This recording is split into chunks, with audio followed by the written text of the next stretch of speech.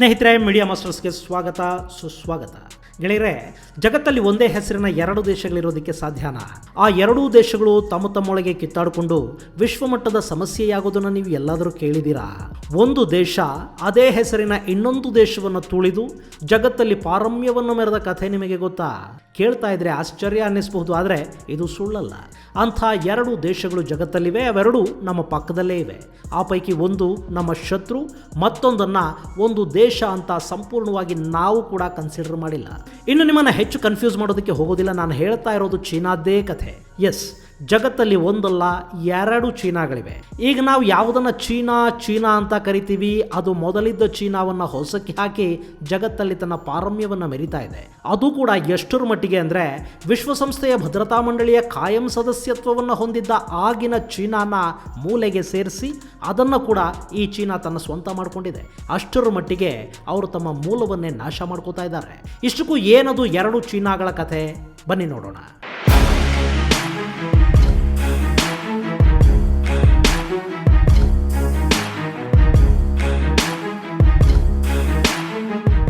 ಗೆಳೆಯರೆ, ಇವತ್ತು ಇಡೀ ಜಗತ್ತಿಗೆ ತಲೆನೋವಾಗಿ ಪರಿಣಮಿಸಿರೋ ಚೀನಾ ಇದೆಯಲ್ಲ, ಅದು ಪೀಪಲ್ಸ್ ರಿಪಬ್ಲಿಕ್ ಆಫ್ ಚೀನಾ. ಅದು ಹುಟ್ಕೊಂಡಿದ್ದು ಇತ್ತೀಚೆಗೆ, ಅಂದರೆ ಮಾವೋ ಝೆಡಾಂಗ್ ಅನ್ನೋ ಸರ್ವಾಧಿಕಾರಿ ನಾಯಕನ ಆಗಮನದ ನಂತರ. ಆದರೆ ಅದಕ್ಕೂ ಮೊದಲು ಚೀನಾದ ನೆಲದಲ್ಲಿ ಇದ್ದದ್ದು ರಿಪಬ್ಲಿಕ್ ಆಫ್ ಚೀನಾ. ಕನ್ಫ್ಯೂಸ್ ಆಗಬೇಡಿ, ಈಗಿರೋದು ಪೀಪಲ್ಸ್ ರಿಪಬ್ಲಿಕ್ ಆಫ್ ಚೀನಾ. ಈ ಹಿಂದೆ ಆ ನೆಲದಲ್ಲಿ ಇದ್ದದ್ದು ಬರೀ ರಿಪಬ್ಲಿಕ್ ಆಫ್ ಚೀನಾ. 1912ರಿಂದ 1949ರವರೆಗೆ ಇದ್ದ ರಿಪಬ್ಲಿಕ್ ಆಫ್ ಚೀನಾ ಆ ನಂತರ ಚೀನಾದ ಮುಖ್ಯ ಭೂಮಿಯಿಂದ ಓಡಿಸಲ್ಪಡ್ತು ಮತ್ತು ಅದೇ ಈಗ ತೈವಾನ್ ಅಂತ ಕರೆಸಿಕೊಳ್ತಾ ಇದೆ. ಇಲ್ಲಿ ನಮಗೆ ಒರಿಜಿನಲ್ಲು ಹಾಗೂ ಡೂಪ್ಲಿಕೇಟು ಚೀನಾಗಳ ಕಥೆ ಸಂಪೂರ್ಣವಾಗಿ ಅರ್ಥ ಆಗಬೇಕು ಅಂದರೆ ನಾವು ಸುಮಾರು ಶತಮಾನದಷ್ಟು ಹಿಂದಕ್ಕೆ ಹೋಗಬೇಕು. ಅದು 1912ರ ಸಮಯ. ಜಗತ್ತಲ್ಲಿ ಮೊದಲ ವಿಶ್ವಯುದ್ಧದ ತಯಾರಿಗಳು ನಡೀತಾ ಇದ್ದ ಕಾಲಘಟ್ಟ ಅದು. ಅವತ್ತಿಗೆ ಚೀನಾ ಯುದ್ಧಗಳು, ರಾಜಪ್ರಭುತ್ವದ ಆಂತರಿಕ ಕಲಹಗಳು, ದಂಗೆಗಳು, ಆಂತರಿಕ ಯುದ್ಧಗಳಿಂದ ಅಶಾಂತಿಯ ಗೂಡಾಗಿತ್ತು. ಅಂಥ ಸಂದರ್ಭದಲ್ಲಿ ಚೀನಾದಲ್ಲಿ ಕಿಂಗ್ ಸಾಮ್ರಾಜ್ಯದ ವಿರುದ್ಧ ಜನ ದಂಗೆ ಎದ್ದಿದ್ರು. ಅಲ್ಲಿನ ರಾಜಪ್ರಭುತ್ವವನ್ನು ಪದಚ್ಯುತಗೊಳಿಸಲಾಯಿತು. ಸಾಮ್ರಾಜ್ಞಿ ಡಾಯ್ಸರ್ ಲ್ಯಾಂಗ್ಯು ಅಧಿಕಾರ ಹಸ್ತಾಂತರ ಪತ್ರಕ್ಕೆ ಸಹಿ ಹಾಕೋದ್ರೊಂದಿಗೆ ಅಲ್ಲಿ ರಾಜಪ್ರಭುತ್ವ ಕೊನೆಗೊಂಡು ಜನರ ಸರ್ಕಾರ ಅಧಿಕಾರಕ್ಕೆ ಬಂತು. ಆ ಕ್ರಾಂತಿಯನ್ನ ಶಿನ್ಹೈ ರೆವಲ್ಯೂಷನ್ ಅಂತಲೇ ಕರೀತಾರೆ. ಹೀಗೆ ಕಿಂಗ್ ಸಾಮ್ರಾಜ್ಯದ ಆಡಳಿತ ಕೊನೆಗೊಂಡ ನಂತರ ಅಲ್ಲಿ ರಿಪಬ್ಲಿಕ್ ಆಫ್ ಚೀನಾ ಸ್ಥಾಪನೆಯಾಯಿತು. ಕುವೋಮಿಂಟಾಂಗ್ ಪಕ್ಷ ಅಥವಾ ನ್ಯಾಷನಲಿಸ್ಟ್ ಪಾರ್ಟಿ ಅಧಿಕಾರವನ್ನು ವಹಿಸಿಕೊಳ್ತು. ಸುನ್ ಎಟ್ ಸೆನ್ ಚೀನಾ ಗಣರಾಜ್ಯದ ನೂತನ ಹಂಗಾಮಿ ಅಧ್ಯಕ್ಷರಾಗಿ ಆಯ್ಕೆಯಾದರು. ಆದರೆ ಇದು ಅಲ್ಲಿಗೆ ಮುಕ್ತಾಯವಾಗಲಿಲ್ಲ. ಅಧಿಕಾರಕ್ಕಾಗಿ ಸಣ್ಣಗೆ ಒಳಜಗಳ ಶುರುವಾಯಿತು. ಕ್ವಿಂಗ್ ಸಾಮ್ರಾಜ್ಯದ ಬಿಯಾಂಗ್ ಸೇನೆಯನ್ನು ರಾಜನಿಷ್ಠೆಯಿಂದ ಪ್ರಜಾಪ್ರಭುತ್ವದ ಕ್ರಾಂತಿಯ ಕಡೆಗೆ ಬದಲಾಯಿಸುವುದರಲ್ಲಿ ಪ್ರಮುಖ ಪಾತ್ರವನ್ನು ವಹಿಸಿದ್ದ ಅವತ್ತಿನ ಜನರಲ್ ಯುವಾನ್ ಶಿಕಾಯ್ ತಾವು ಕೂಡ ಅಧ್ಯಕ್ಷರಾಗೋ ಕನಸು ಕಂಡರು.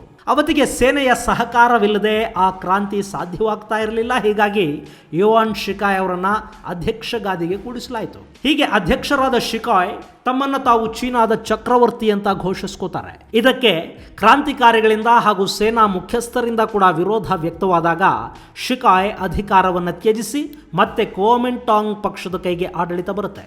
ಹೀಗೆ ಕ್ರಾಂತಿ ಆದ ನಂತರದ ಬೆಳವಣಿಗೆಗಳ ನಂತರ KMT ಪಕ್ಷದ ನಾಯಕರು ಮತ್ತೆ ಚೀನಾನ ಒಗ್ಗೂಡಿಸೋದಕ್ಕೆ ನಿಂತರು. ಶಿಯಾಂಗ್ ಕೈಶೆಕ್ ನೇತೃತ್ವದಲ್ಲಿ ಸಾಕಷ್ಟು ಸುಧಾರಣೆಗಳನ್ನು ತರೋ ಕೆಲಸ ಆಯಿತು. ಸುನ್ ಆಟ್ ಸೇನ್ ಆಧುನಿಕ ಪ್ರಜಾಪ್ರಭುತ್ವದ ಪದ್ಧತಿಯನ್ನು ಅಲ್ಲಿಗೆ ಜಾರಿಗೆ ತರೋದಕ್ಕೆ ಮುಂದಾದರು. ಇವತ್ತಿನ ನನ್ಜಿಂಗ್ ಪ್ರಾಂತ್ಯದಲ್ಲಿ ಪ್ರಾದೇಶಿಕ ಸರ್ಕಾರದ ಆಡಳಿತ ಶುರುವಾಯಿತು. ಅಲ್ಲಿವರೆಗೆ ಯಾವೆಲ್ಲ ಪ್ರದೇಶಗಳು ಕಿಂಗ್ ಸಾಮ್ರಾಜ್ಯದ ಆಳ್ವಿಕೆಯಲ್ಲಿದ್ವು ಆ ಎಲ್ಲ ಪ್ರದೇಶಗಳು ರಿಪಬ್ಲಿಕ್ ಆಫ್ ಚೀನಾ ಅಂತ ಕರೆಸಿಕೊಂಡ್ವು. ಇಷ್ಟೆಲ್ಲ ಆಗೋ ಹೊತ್ತಿಗೆ ಸುಮಾರು 16 ವರ್ಷಗಳು ಕಳೆದು ಹೋದ್ವು. ಅಂದರೆ 1912ರಲ್ಲಿ ರಾಜಪ್ರಭುತ್ವ ಮುಗಿದು ಬೀಜಿಂಗ್ ಸೇರಿದ ಹಾಗೆ ಇಡೀ ಚೀನಾ ನ್ಯಾಷನಲಿಸ್ಟ್ ಪಾರ್ಟಿಯ ಕೈಗೆ ಬಂದಿದ್ದು 1928ರಲ್ಲಿ. ಅಷ್ಟಕ್ಕೆ ಎಲ್ಲ ಮುಗಿಲಿಲ್ಲ.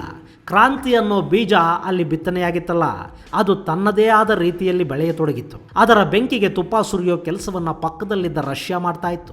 ಅಲ್ಲಾಗಿದ್ದೇನು ಅಂದರೆ, ಚೀನಾದ ರಾಜಪ್ರಭುತ್ವ ಮತ್ತು ಜನತಾ ಸರ್ಕಾರದ ನಡುವಿನ ಕಿತ್ತಾಟದ ಸಂದರ್ಭದಲ್ಲೇ 1921ರಲ್ಲಿ ಚೀನಾ ಕಮ್ಯುನಿಸ್ಟ್ ಪಾರ್ಟಿ ಅಸ್ತಿತ್ವಕ್ಕೆ ಬಂತು. ರಷ್ಯಾದಿಂದ ಪ್ರಭಾವಿತರಾಗಿದ್ದ ಮಾವೋ ಝೆಡಾಂಗ್ ಥರದ ನಾಯಕರಲ್ಲಿ ಹುಟ್ಕೊಂಡ್ರು. ರಷ್ಯಾಗೆ ಕೂಡ ತನ್ನ ಪಕ್ಕದಲ್ಲಿ ತಾನು ಹೇಳಿದಂತೆ ಕೇಳೋ ಸರ್ಕಾರ ಒಂದು ಇದ್ರೆ ಒಳ್ಳೆಯದು ಅಂತ ಅನಿಸೋದಕ್ಕೆ ಶುರುವಾಗಿತ್ತು. ಹೀಗಾಗಿ ಮಾವೋನಂಥ ನಾಯಕನ ಬೆನ್ನಿಗೆ ಸ್ಟಾಲಿನ್ ನಿಂತು ಬಿಟ್ಟ.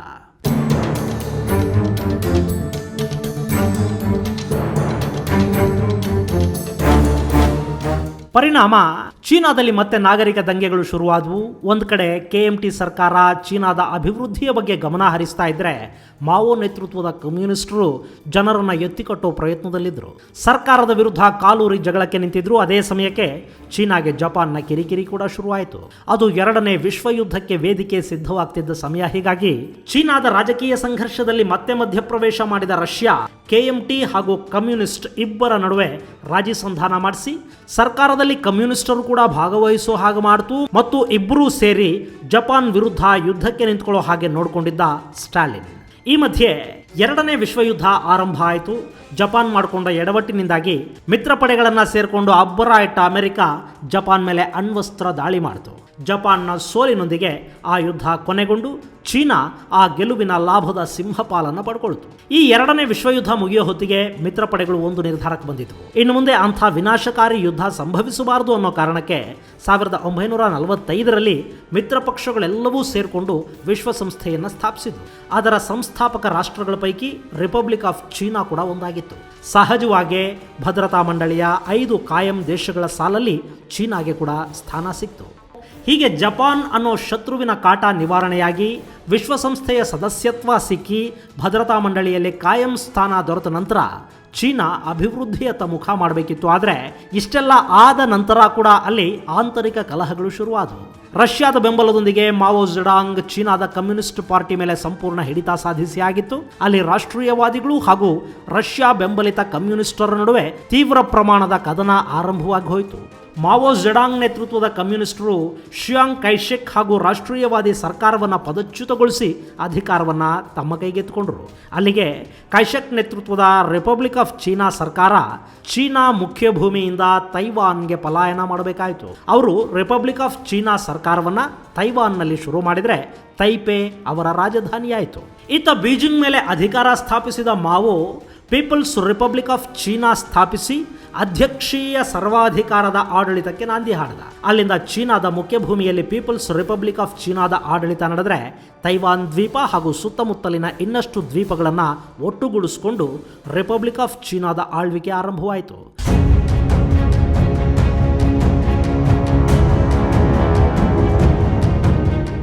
ರಿಪಬ್ಲಿಕ್ ಆಫ್ ಚೀನಾ ಅಂದರೆ ತೈವಾನ್ ಪ್ರಜಾಪ್ರಭುತ್ವವನ್ನು ಅಳವಡಿಸಿಕೊಂಡ್ರೆ PRCಯ ಕಮ್ಯುನಿಸ್ಟರದ್ದು ನಿರಂಕುಶ ಸರ್ವಾಧಿಕಾರದ ಆಡಳಿತ. ಅಲ್ಲಿಗೆ 2 ಚೀನಾಗಳು ಅಸ್ತಿತ್ವಕ್ಕೆ ಬಂದ ಹಾಗಾಯಿತು. ಈ 2 ಚೀನಾಗಳ ಜಗಳ 1971ರವರೆಗೆ ಮುಂದುವರೆದಿತ್ತು. ಆದರೆ 1971ರಲ್ಲಿ ಅಮೆರಿಕ ಚೀನಾಗೆ ಹತ್ತಿರ ಆಯ್ತಲ್ಲ, ಆಗ ಮಾವೋ ಜೆಡಾಂಗ್ ಒಂದು ಗೇಮ್ ಆಡಿಬಿಟ್ರು. ಅದೇನು ಅಂದರೆ, ಅವತ್ತಿನವರೆಗೆ ವಿಶ್ವಸಂಸ್ಥೆಯ ಭದ್ರತಾ ಸಮಿತಿಯಲ್ಲಿ ಕಾಯಂ ಸದಸ್ಯತ್ವವನ್ನು ಹೊಂದಿದ್ದ ರಿಪಬ್ಲಿಕ್ ಆಫ್ ಚೀನಾದ ಸಾರ್ವಭೌಮತ್ವಕ್ಕೆ ಪೆಟ್ಟುಕೊಟ್ಟು ಪೀಪಲ್ಸ್ ರಿಪಬ್ಲಿಕ್ ಆಫ್ ಚೀನಾಗೆ ವಿಶ್ವಸಂಸ್ಥೆಯ ಸ್ಥಾನ ಸಿಗೋ ಹಾಗೆ ಮಾಡಿಕೊಂಡ್ರು. ಚೀನಾದ ಮುಖ್ಯ ಭೂಮಿಯಲ್ಲಿದ್ದದ್ದು ಪೀಪಲ್ಸ್ ರಿಪಬ್ಲಿಕ್ ಆಫ್ ಚೀನಾ ಹಾಗೂ ಹೆಚ್ಚು ಭೂಭಾಗವನ್ನು ಹೊಂದಿದ್ದು ಕೂಡ ಅದೇ ಆದ ಕಾರಣಕ್ಕೆ, ಹಾಗೂ ತೈವಾನ್ ಚೀನಾದ ಭೂಭಾಗ ಅಂತ ಅವರು ಮಾಡಿಕೊಂಡ ಕ್ಲೈಮ್ಗೆ ಅಮೆರಿಕ ಬೆಂಬಲಿಸಿದ ಪರಿಣಾಮ ರಿಪಬ್ಲಿಕ್ ಆಫ್ ಚೀನಾಕ್ಕಿದ್ದ ವಿಶ್ವಸಂಸ್ಥೆಯ ಸದಸ್ಯತ್ವ ಪೀಪಲ್ ರಿಪಬ್ಲಿಕ್ ಆಫ್ ಚೀನಾದ ಪಾಲಾಯಿತು. ಅವತ್ತದೊಂದು ಕೆಲಸ ಆಗದೇ ಇದ್ದಿದ್ರೆ ಇವತ್ತು ಹೀಗೆ ಚೀನಾ ಬಾಲ ಬಿಚ್ಚೋ ಪ್ರಮೇಯನೇ ಬರ್ತಿರಲಿಲ್ಲ. ಅಟ್ಲೀಸ್ಟ್ ತೈವಾನ್ ಆದರೂ ಭದ್ರತಾ ಮಂಡಳಿಯಲ್ಲಿ ಇದ್ದಿದ್ರೆ ಡ್ರ್ಯಾಗನ್ ರಾಷ್ಟ್ರ ಇಷ್ಟೊಂದು ಮೆರೆದಾಡ್ತಲೂ ಇರಲಿಲ್ಲ. ಆದರೆ ಅವತ್ತು ಅಮೆರಿಕಾಗೆ ರಷ್ಯಾದ ವಿರುದ್ಧ ಚೀನಾ ಬೇಕಾಗಿತ್ತು, ರಷ್ಯಾಗೆ ಚೀನಾವನ್ನು ಸಂಪೂರ್ಣವಾಗಿ ಕಳ್ಕೊಳ್ಳೋದು ಬೇಡವಾಗಿತ್ತು. ಹೀಗಾಗಿ ಅವತ್ತಿನ ಪರಿಸ್ಥಿತಿಯ ಲಾಭ ಪಡ್ಕೊಂಡ ಜೆಡಾಂಗ್ ತನ್ನ ರಾಷ್ಟ್ರವನ್ನು ವಿಶ್ವಸಂಸ್ಥೆಯ ಭದ್ರತಾ ಮಂಡಳಿಗೆ ಸೇರಿಸುವಲ್ಲಿ ಯಶಸ್ವಿಯಾದರು. ಅಲ್ಲಿಂದ ವಿಶ್ವಸಂಸ್ಥೆಯ ಭದ್ರತಾ ಸಮಿತಿಯಲ್ಲಿ ಈಗಿನ ಚೀನಾ ಸ್ಥಾನ ಪಡೆದ್ರೆ ತೈವಾನ್ ತನಗಿದ್ದ ಮಾನ್ಯತೆಯನ್ನು ಕೂಡ ಕಳ್ಕೊಳ್ತು. ಇವತ್ತಿಗೂ ತೈವಾನ್ ಒಂದು ಸ್ವತಂತ್ರ ದೇಶ ಅಂತ ಸಾಕಷ್ಟು ರಾಷ್ಟ್ರಗಳು ಒಪ್ಕೊಳ್ಳೋದಿಲ್ಲ. ವಿಶ್ವಸಂಸ್ಥೆಯಲ್ಲಿ ಅದಕ್ಕೊಂದು ದೇಶದ ಸ್ಥಾನಮಾನ ಕೂಡ ಇಲ್ಲ. ಚೀನಾ ಇವತ್ತಿಗೂ ತೈವಾನ್ ತಮ್ಮದೇ ಅಂತ ಪ್ರತಿಪಾದಿಸುತ್ತೆ, ಆದರೆ ತೈವಾನ್ ಇಡೀ ಚೀನಾ ತನ್ನದು ಅಂತ ಹೇಳುತ್ತೆ. ಸೊ ಈ 2 ಚೀನಾಗಳ ಸಂಘರ್ಷ ಇನ್ನೂ ಮುಗುದಿಲ್ಲ. ಇದೆಲ್ಲದರ ನಡುವೆ ಒಂದು ಚೀನಾ ಪಾಲಿಸಿ ಅಡಿಯಲ್ಲಿ ಚೀನಾದಲ್ಲಿ ವಿಲೀನಗೊಳಿಸೋದಕ್ಕೆ ತೈವಾನ್ ಜೊತೆ ಸಾಕಷ್ಟು ಮಾತುಕತೆಗಳಾಗಿದ್ವು. ಪ್ರತ್ಯೇಕ ಸ್ಥಾನಮಾನದ ಭರವಸೆಯನ್ನು ಕೂಡ ಚೀನಾ ಕೊಟ್ಟಿತ್ತು, ಆದರೆ ತೈವಾನ್ ಅದಕ್ಕೆ ಒಪ್ಪಲಿಲ್ಲ. ಅವರು ಇಡೀ ಚೀನಾ ಮುಖ್ಯ ಭೂಮಿಯನ್ನೇ ತೈವಾನ್ ಜೊತೆ ವಿಲೀನಗೊಳಿಸಿ ಅದನ್ನು ರಿಪಬ್ಲಿಕ್ ಆಫ್ ಚೀನಾ ಅಂತ ಕರೀಬೇಕು ಅನ್ನೋ ಬೇಡಿಕೆ ಇಟ್ಟಿದ್ರು. ಇಡೀ ಚೀನಾ ನಮ್ಮದು ಅಂದಮೇಲೆ ನಿಮ್ಮಲ್ಲಿ ನಾವು ವಿಲೀನಗೊಳ್ಳೋದೇನಿದೆ ಅನ್ನೋದು ಅವರ ಪ್ರಶ್ನೆಯಾಗಿತ್ತು. ಹೀಗಾಗಿ ಆ 2 ಪ್ರದೇಶಗಳ ನಡುವಿನ ಜಗಳ ಬಗೆಹರಿಲಿಲ್ಲ. ಹಾಗಂತ ತೈವಾನ್ ಚೀನಾಗಿಂತ ಯಾವುದರಲ್ಲೂ ಹಿಂದೆ ಬಿದ್ದಿಲ್ಲ. ಸುಮಾರು 10 ಲಕ್ಷ ತೈವಾನ್ ಜನ ಚೀನಾದಲ್ಲಿದ್ದಾರೆ. ಸಾವಿರಾರು ಬಿಲಿಯನ್ ಹಣವನ್ನು ತೈವಾನ್ ಚೀನಾದಲ್ಲಿ ಹೂಡಿಕೆ ಮಾಡಿದೆ. ಅದಕ್ಕೆ ಸರಿಯಾಗಿ ಚೀನಾದ ಜನಕ್ಕೆ ತೈವಾನ್ ಕೆಲಸ ಕೂಡ ಕೊಟ್ಟಿದೆ. ಚೀನಾದಲ್ಲಿರೋ ಎಲ್ಲ ಉತ್ಪಾದನಾ ಘಟಕಗಳು ತೈವಾನ್ನಲ್ಲೂ ಇವೆ. ವಿಶ್ವದ ಅತಿದೊಡ್ಡ ರಫ್ತು ದೇಶಗಳ ಪೈಕಿ ತೈವಾನ್ ಕೂಡ ಸ್ಥಾನ ಪಡ್ಕೊಂಡಿದೆ. ಅಲ್ಲಿ ಸಪ್ಲೈ ಚೈನ್ ತುಂಬಾನೇ ಚೆನ್ನಾಗಿದೆ. ಇವತ್ತು ಚೀನಾಗೆ ತಯಾರಿಕಾ ವಲಯದ ದೃಷ್ಟಿಯಿಂದ ಬಲಿಷ್ಠ ಪ್ರತಿಸ್ಪರ್ಧಿ ಹಾಗೂ ಪರ್ಯಾಯ ಅಂತ ಯಾವುದಾದ್ರೂ ಇದ್ರೆ ಅದು ತೈವಾನ್. ಇನ್ನು ಅಂತಾರಾಷ್ಟ್ರೀಯ ಸಂಬಂಧಗಳ ದೃಷ್ಟಿಯಿಂದ ತೈವಾನ್ನ ಬೆಂಬಲಕ್ಕೀಗ ಅಮೆರಿಕ ನಿಂತಿದೆ. ಚೀನಾದ ಜೊತೆಗೆ ರಷ್ಯಾ ಇದೆ. ಸೊ ತೈವಾನ್ ಮತ್ತು ಚೀನಾದ ನಡುವೆ ಯಾವುದೇ ಸಂಘರ್ಷ ನಡೆದರೂ ಕೂಡ ಅದು ಅಮೆರಿಕ ಮತ್ತು ಚೀನಾದ ನಡುವೆ ನಡೀತಿರೋ ಸಂಘರ್ಷವೇ ಆಗುತ್ತೆ. ಸದ್ಯಕ್ಕೆ ತೈವಾನನ್ನು ಹೆಚ್ಚು ಜನ ರಿಪಬ್ಲಿಕ್ ಆಫ್ ಚೀನಾ ಅಂತ ಕರೀದೇ ಇರೋದ್ರಿಂದ ಜಗತ್ತಲ್ಲಿರೋ 2 ಚೀನಾಗಳ ಬಗ್ಗೆ ಹೆಚ್ಚಿನ ಜನರಿಗೆ ಮಾಹಿತಿ ಇಲ್ಲ. ಆದರೆ ಅಧಿಕೃತವಾಗಿ ತೈವಾನ್ ತನ್ನನ್ನು ತಾನು ರಿಪಬ್ಲಿಕ್ ಆಫ್ ಚೀನಾ ಅಂತಲೇ ಕರೆದುಕೊಳ್ಳುತ್ತೆ.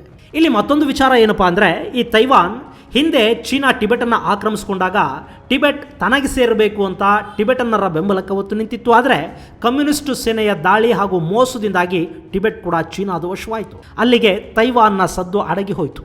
ಸೊ ಈಗ ಚೀನಾಗೆ ಬುದ್ಧಿ ಕಲಿಸಬೇಕು ಅಂದರೆ ತೈವಾನ್ಗೆ ವಿಶ್ವ ಸಮುದಾಯದ ಬೆಂಬಲ ಸಿಗಬೇಕು. ಅವರಿಗೆ ಪ್ರತ್ಯೇಕ ದೇಶದ ಸ್ಥಾನಮಾನಗಳು ದೊರೆಯಬೇಕು. ಇಡೀ ವಿಶ್ವ ಅದನ್ನೊಂದು ಪ್ರತ್ಯೇಕ ದೇಶವನ್ನಾಗಿ ನೋಡಬೇಕು. ಹಾಗಾದಾಗ ಮಾತ್ರ ಚೀನಾದ ಸೊಕ್ಕಿಗೆ ಒಂದಷ್ಟು ಕಡಿವಾಣ ಬೀಳೋದಕ್ಕೆ ಸಾಧ್ಯವಾಗುತ್ತೆ. ಗೆಳೆಯರೆ, ಇದು ಜಗತ್ತಲ್ಲಿರೋ 2 ಚೀನಾಗಳ ಕಥೆ. ಇದರ ಒಳತಿರುಳು ಇನ್ನೂ ಆಳವಾಗಿದೆ. ಇಲ್ಲಿ ನಾಯಕರ ಕಿತ್ತಾಟ ಇದೆ, ಪಕ್ಷಗಳ ಬಡಿದಾಟಗಳಿವೆ, ಜನರ ಸೈಕಾಲಜಿ ಇದೆ, ಯಾರನ್ನ ಬೆಂಬಲಿಸಬೇಕು ಅನ್ನೋ ನಿಟ್ಟಲ್ಲಿ ಅಲ್ಲಿನ ಜನ ದ್ವಂದ್ವಕ್ಕೆ ಬಿದ್ದ ವಿಚಾರಗಳಿವೆ. ಕ್ರಾಂತಿ, ಸಮಾನತೆ, ಸಮತಾವಾದದ ಮಾತಿನ ಮಾಯೆಗೆ ಸಿಲುಕಿದ ಚೀನಾದ ಜನ ಕಮ್ಯುನಿಸ್ಟರಿಂದ ಮೋಸ ಹೋಗಿ ಸ್ವಾತಂತ್ರ್ಯವನ್ನೇ ಕಳ್ಕೊಂಡ ದುರಂತ ಕಥೆನೂ ಇದೆ. ಒಂದೇ ಕಂತಲ್ಲಿ ಅದೆಲ್ಲವನ್ನ ಹೇಳಿದರೆ ನಿಮಗೆ ಖಂಡಿತ ಕನ್ಫ್ಯೂಸ್ ಕೂಡ ಆಗುತ್ತೆ ಅನ್ನೋ ಕಾರಣಕ್ಕೆ ಚಿಕ್ಕದಾಗಿ ಈ ವಿಚಾರನ ಮುಗಿಸ್ತಾ ಇದ್ದೀನಿ. ಮುಂದಿನ ವಿಡಿಯೋದಲ್ಲಿ ಮತ್ತೊಂದು ವಿಶೇಷ ಜೊತೆಗೆ ಭೇಟಿಯಾಗೋಣ. ಅಲ್ಲಿವರೆಗೆ ಜೈ ಹಿಂದ್, ಜೈ ಕರ್ನಾಟಕ.